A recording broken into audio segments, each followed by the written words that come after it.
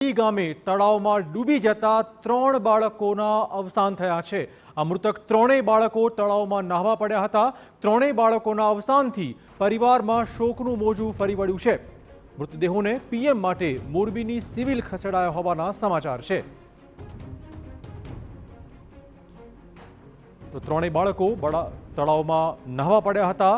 ત્રણેય બાળકોના અવસાનથી પરિવાર શોકાતુર છે। બાળકોના મોતથી પરિવારમાં શોક। મૃતદેહોને હાલમાં મોરબીની સિવિલ પીએમ માટે ખસેડવામાં આવ્યા છે।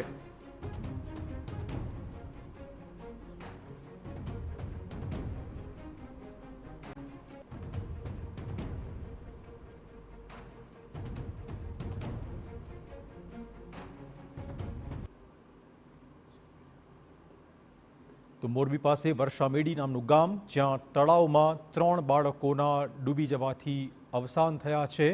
આ કરુણ કિસ્સા પછી પરિવારમાં શોકનું મોજું ફરી વળ્યું છે। આ ત્રણેય બાળકો રમતા રમતા તળાવમાં નહાવા પડ્યા હતા અને ત્રણેયના ડૂબી જવાથી અવસાન થયા છે।